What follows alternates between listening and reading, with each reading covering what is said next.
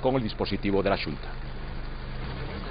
Gracias, Rafael, por esa información desde Galicia. Ya está por aquí, como les decía, nuestro invitado de hoy, es el candidato de Izquierda Unida a la presidencia del Gobierno. Cayo Lara, muy buenos días. Buenos días. Es un placer tenerle aquí en la televisión pública. Enseguida vamos a hablar de los debates, de las elecciones, de las propuestas de Izquierda Unida, pero hablando de ese tema que ha aparecido en todas las portadas, ¿qué le parece el comunicado que salió de la Conferencia Internacional de Euskadi? Bueno, cualquier decisión que de alguna manera nos permita que se acabe definitivamente con el terrorismo de ETA es bienvenida.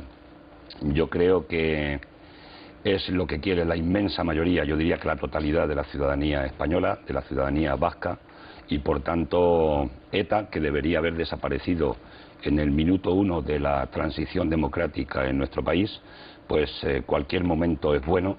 Y si se hubiera hecho entonces, seguramente que se había acabado mucho sufrimiento en nuestro país, tanto por unos como por otros, ¿no? Pero sobre todo de las víctimas que ha dejado en todo el camino. Y reitero, nosotros nos sumamos esperanzados a que ETA pueda pasar definitivamente a formar parte de una página negra de nuestra historia. ¿Este es uno de esos ejemplos de los que usted habla? ¿Ayuda esta Conferencia Internacional al Fin del Terrorismo o le da cobertura, como piensan otros? Sí, porque aquí todos, ahora lo que no se puede utilizar es partidistamente un tema tan grave y tan serio como es el tema del terrorismo. Aquí desde los partidos, desde el Partido Popular, el señor José María Aznar, como Felipe González, como todos, se han reunido con ETA para intentar acabar con la violencia, porque además yo soy de los que piensan que todo el mundo queríamos acabar con la violencia y queremos acabar con la violencia. Por eso lo que me parece muy mal es que se utilice como un arma arrojadiza y que especialmente suele salir siempre en tiempos preelectorales, ¿no?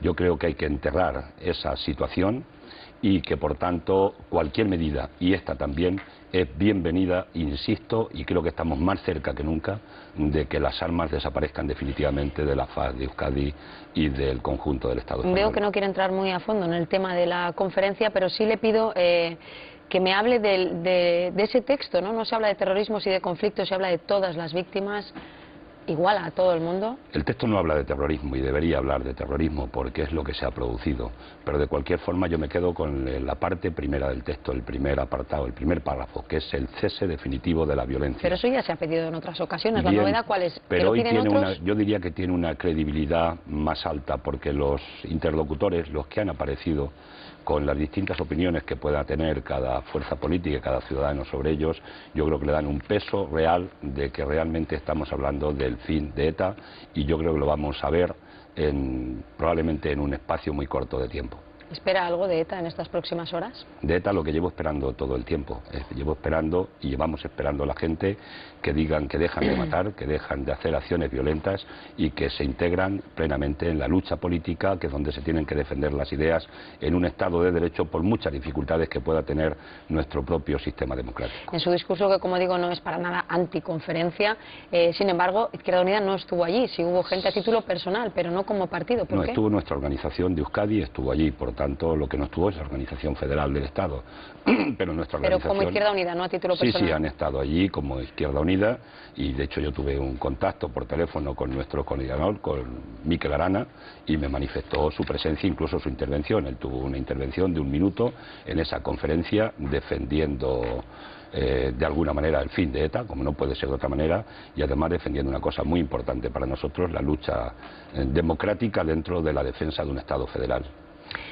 Ha mencionado a Felipe González y a José María Aznar. Hemos visto y cada uno interpreta lo que ha ocurrido en los últimos 3 gobiernos, Felipe, Aznar y Zapatero. ¿Cómo cree que va a ser Mariano Rajoy si finalmente llega a Moncloa el día 21 de noviembre respecto a este tema? Pues no lo sé, yo creo que debe estar en la opción de que se tiene que acabar también definitivamente. No puede cambiar y tener una opción diferente a la que han tenido los anteriores presidentes del gobierno.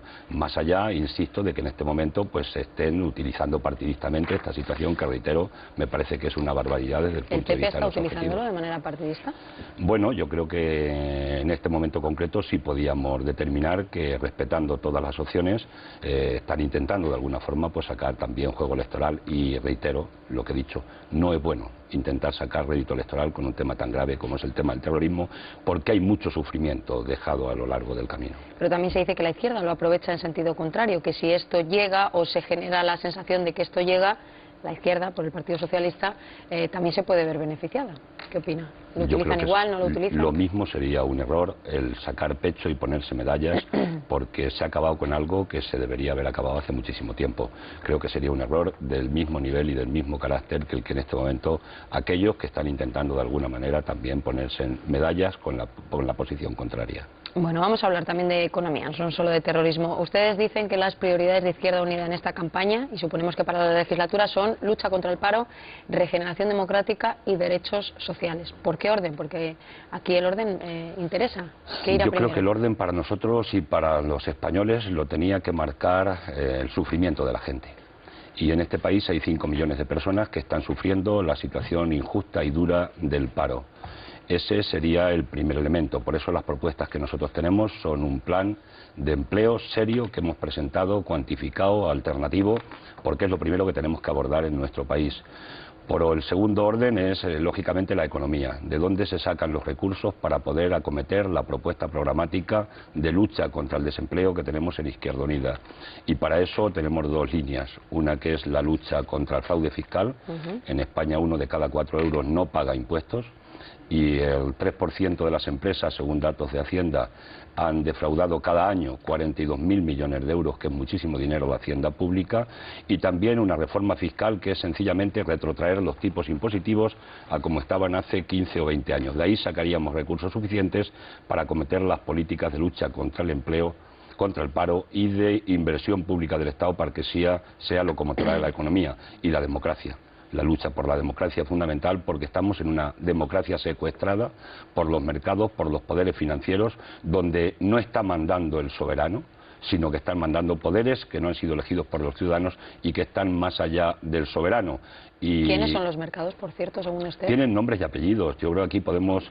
hubo una reunión de 47 empresarios que se reunieron y banqueros que se reunieron con Rodríguez Zapatero, y además uno de los banqueros tuvo, yo diría, la gallardía, por utilizar una expresión, yo diría la prepotencia, ¿no?, de decirle al presidente del gobierno qué es lo que tenía que hacer con la convocatoria o no de las elecciones. Le estaba marcando en público también el camino que tenía que adoptar.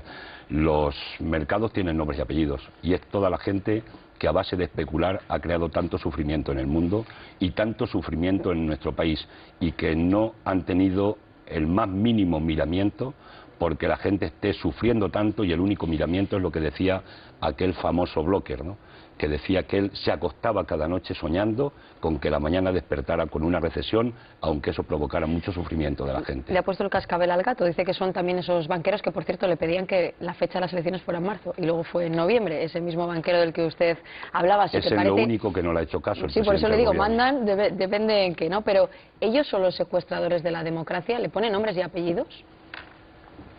Vamos a ver, yo creo que los que se reúnen en el club de Bilderberg, ahí hay un buen paquete de gente que son secuestradores de democracia. Sí, pero la democracia, los que se reunieron con Zapatero. hago un ejercicio dialéctico rápido, ¿no? La democracia nos creíamos, nosotros somos un poco ingenuos y ingenuas, que era que el pueblo soberano tomaba la decisión de sus representantes en las instituciones, y el pueblo estaba mandando sobre la democracia y regulaba todo. Regulaba la vida de las ciudades, la vida de la gente, la economía, las finanzas, y de pronto descubrimos un día, el 10 de mayo de hace un año y pico, que el presidente del gobierno se sube al púlpito en el Parlamento y nos dice a los ciudadanos que tenemos que sufrir porque hay que dar buenas señales a los mercados, es decir, a los especuladores financieros. Y ahí se vio quién mandaba. Y curiosamente, todos los mensajes y todas las señales que hemos dado, apretando el cinturón de los ciudadanos, quitando salario a los trabajadores de la administración pública, congelando las pensiones de los pensionistas, haciendo el pensionazo, haciendo la reforma laboral, es decir, incluso incorporando el déficit en la Constitución española, que es tan simple como decir, primero tenemos que pagar la deuda con los bancos y los intereses y después comer, que es lo que han incorporado. Bueno, con todos esos mensajes resulta que la prima de riesgo, es decir, los intereses que pagamos por la deuda hoy son 6 veces más altos que los que eran cuando empezamos a mandar los mensajes. Ni siquiera han servido para eso, porque los especuladores financieros, el poder, la mano que mueve esa cuna, no tienen nada más que un objetivo, y es especular y ganar dinero, y lo demás les importa un pimiento. Sí, estamos secuestrados, la democracia está secuestrada y se ha violado lo que es el concepto profundo de la democracia, y nosotros lo que queremos, lo que defendemos, lo que dice la voz de la calle es que tenemos que recuperar la democracia, y tiene que ser la democracia la que marque la línea y la orientación a los mercados y no al revés. Y proponen la insumisión, se lo digo por eso de no reconocer la deuda, no reconocer al Fondo Monetario Internacional, no reconocer a ciertas instituciones. Lo que propone Izquierda Unida es la insumisión. No reconocer la especulación y la barbarie que están organizando. Yo digo me parece la deuda, los datos del Fondo Monetario. Me parece que es un acto legítimo de insumisión y de rebeldía, pero además ya no lo decimos nosotros. Que con Grecia o le hacen una quita en la deuda que tiene, o Grecia no puede respirar ni puede pagar el resto de deuda. Y por eso ya se está hablando de quita, que cuando lo dijimos, la quita, que significa quitarle una cantidad de la deuda, perdonarle una parte de la deuda y además alargar los plazos y bajar el tipo de interés. Y eso ya lo están viendo y lo está diciendo ya el propio gobierno de la Unión Europea, los gobernantes de la Unión Europea lo están diciendo como que es la salida que tienen que dar en este momento, porque si no, Grecia la hundirán definitivamente en el precipicio y además no puede pagarles. Si no dinamiza su economía y siguen con la política de recorte y ajuste duro, no puede pagar no ya la deuda, sino ninguna parte de la deuda. Me decía que desde luego la prioridad de su partido es intentar que se creen las condiciones para que haya más empleo, tratar de luchar contra esa sangría que es el paro ahora mismo, y hablan de 3 millones de puestos de trabajo. Y claro, a Esteban González Pons se le montó un lío porque habló de esos 3,5 millones. Dígame cuál es la diferencia. No, porque la diferencia es que Esteban González Pons lo que dijo es que tenía 3,5 millones de aspiraciones. No, primero dijo que tenían la aspiración de crearlos. Las convirtió y luego después en aspiraciones, que de hecho algunos en tono irónico le hemos dicho que Rajoy lo ha convertido así en el hombre aspiradora de nuestro país, ¿no? Y ustedes dicen que es algo concreto. Nosotros hemos propuesto 3 millones de puestos de trabajo en 3 años. Hemos dicho que se crean con 40.000 millones de euros. Hemos dicho de dónde se sacan los 40.000 millones de euros. Es que solo, lo he dicho antes, el 3% de las grandes empresas en España, y lo ha dicho Hacienda, no nosotros, los inspectores de Hacienda, defraudan 42.700 millones. Solo con ese fraude se puede pagar el plan de empleo que nosotros estamos proponiendo. Pero si es tan fácil, y lo repiten aquí prácticamente todos los políticos que pasan por los desayunos, ¿por qué no se hace nada con el fraude fiscal? Pues porque la mano que mueve la cuna no les deja que se haga. ¿Usted cree que hay varios que han pedido que eso no se investigue? No tiene otra explicación. A mí me gustaría que se publicaran, igual que en Grecia se van a publicar, los 15.000 nombres van a publicar de personas que están manejando recursos en los paraísos fiscales. Bueno, pues aquí a lo mejor sería sacar una buena lista en nuestro país de la gente que va de capital, de la gente que manejan paraísos fiscales y de la gente que va de impuestos en nuestro país. Sería un elemento... ¿No serán solo los ricos, o sí? ¿Cree que solo el fraude fiscal, esos 40.000 millones, son solo de grandes fortunas? La inmensa mayoría, eso es del 3%, lo dicen los técnicos de Hacienda, no lo decimos nosotros. Por tanto, ¿hay fraude generalizado? ¿Hay economía sumergida? Sí, pero que yo creo que hay que empezar las casas desde los cimientos, y empezar los cimientos en temas tributarios es que quien más gana, quien más beneficios obtiene, quien tiene más recursos, tiene que aportar más, porque además lo dice el artículo 31 de la Constitución española y no se está cumpliendo. Un dato: las empresas tributaron el impuesto de sociedades en el año 2009 por el 10%. Cuando el tipo impositivo está entre el 25 y el 30%. Bueno, ese es un dato escalofriante, pero además hoy podemos afirmar que de cada 4 euros, de cada 5 euros que se ingresan en la hacienda pública entre los rendimientos del trabajo y los beneficios del capital, 4 los estamos ingresando los que estamos sujetos a una nómina y 1 solo lo están ingresando los de los beneficios del capital, el beneficio de las empresas. Es una injusticia fiscal la que tenemos en nuestro país inmensa, que no ayuda a ejemplarizar que todo el mundo pague sus impuestos, que es lo que tenemos que hacer para que podamos mantener el estado de bienestar. Entonces, ¿por qué no han abordado ese tema el PP y el PSOE? Porque no se han querido enfrentar al poder económico.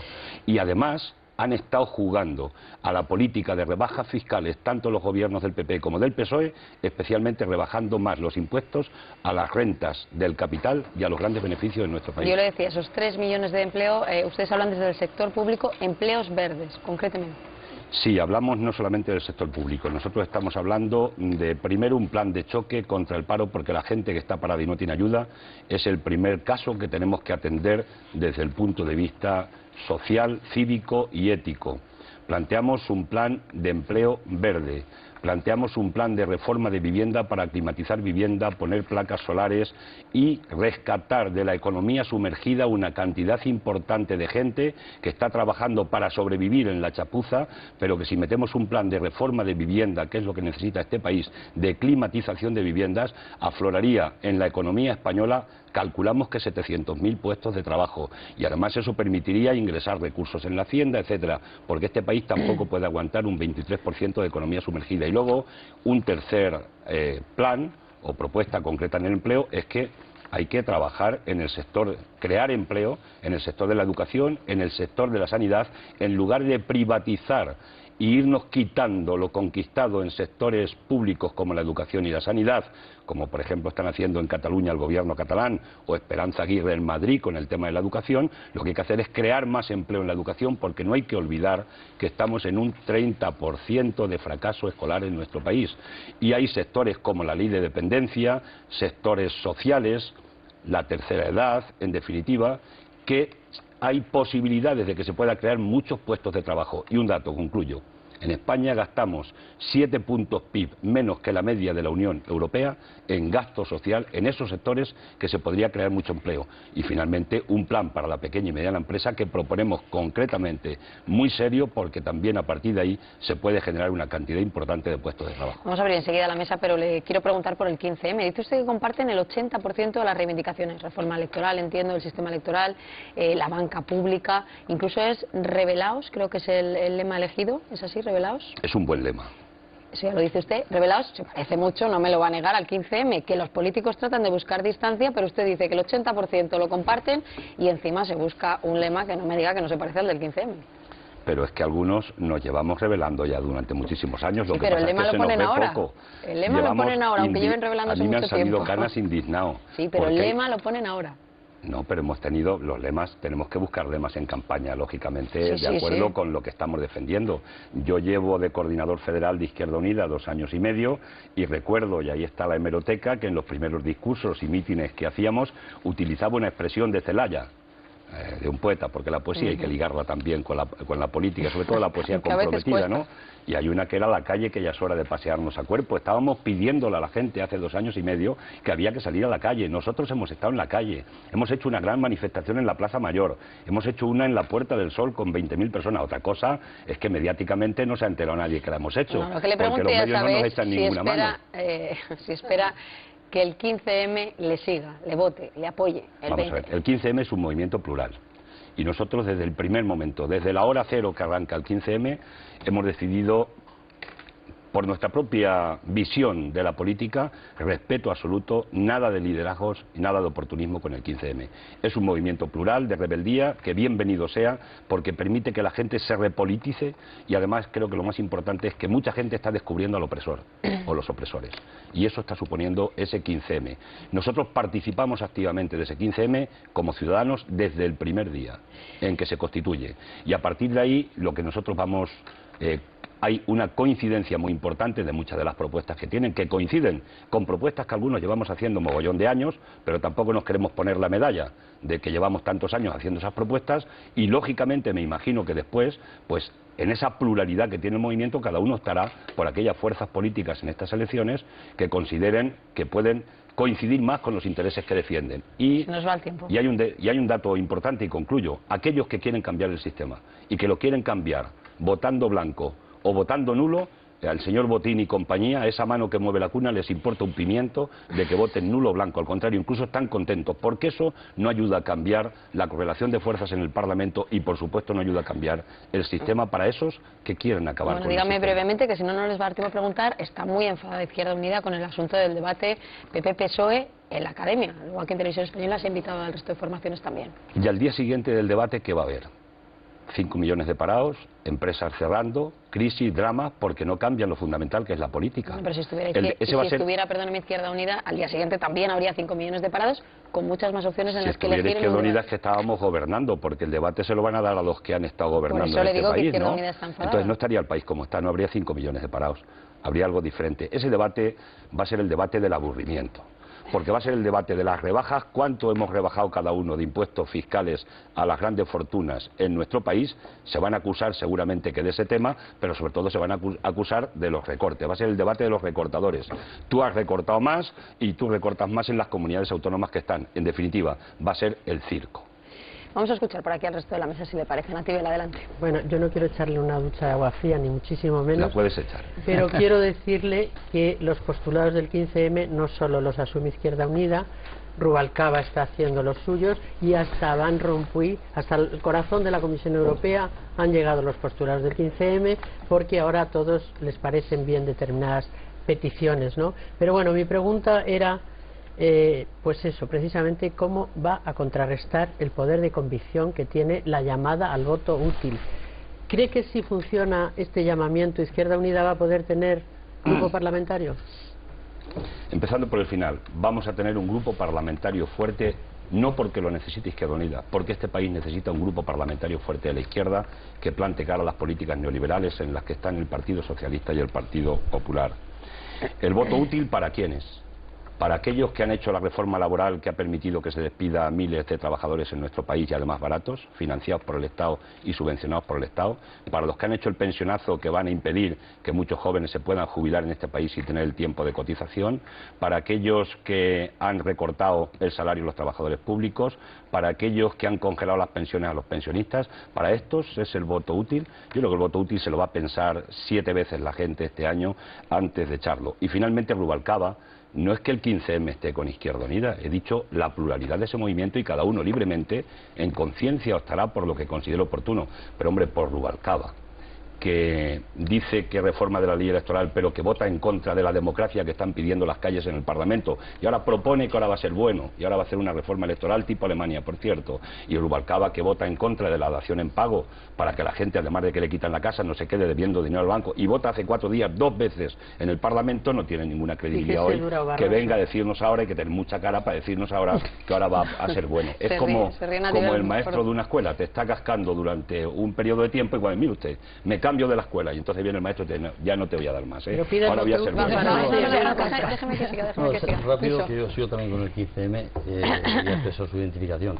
Yo creo que también estamos mucho identificados, estamos mucho indignados y cabreados.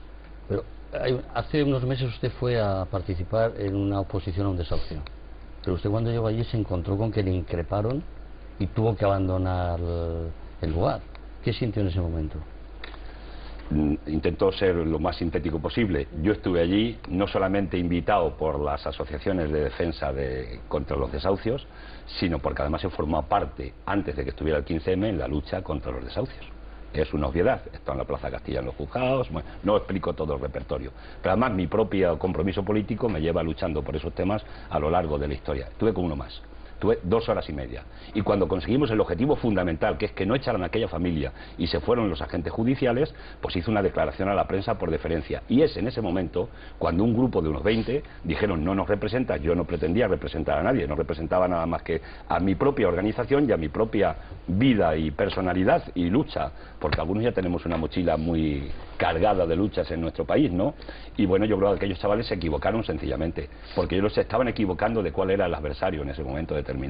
Pero bueno, yo lo asumo como tal.